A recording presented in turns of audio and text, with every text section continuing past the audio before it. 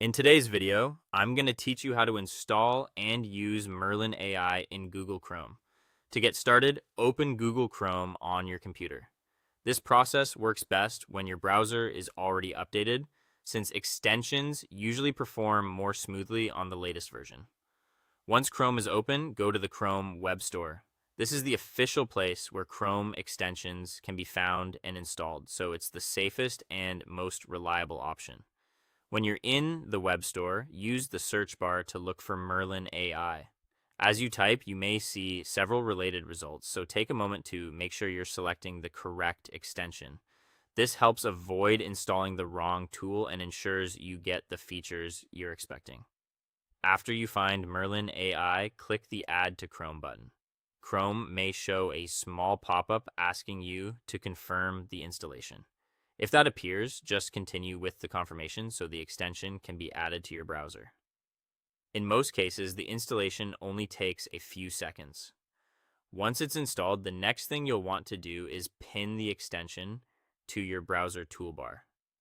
This is a helpful step because it keeps Merlin AI visible and easy to access whenever you need it. To do that, open the extensions menu in Chrome, find Merlin AI in the list, and pin it so the icon stays in your toolbar. Now that it's installed and pinned, open any web page where you want AI help. This could be an article, a blog post, a document, or any page with text you want to work with. Having the extension ready in your toolbar makes it much faster to use while you browse. From there, use Merlin AI to summarize, rewrite, explain, or generate content. Depending on what you need, it can help turn long text into a short summary, make writing clearer, explain something in simpler language, or create new content based on the page you're viewing. This can be especially useful for studying, research, writing tasks, or quickly understanding detailed information. Before you use anything it generates, make sure you review the output carefully. AI tools can be very helpful, but it's still important to check for accuracy, tone, and clarity.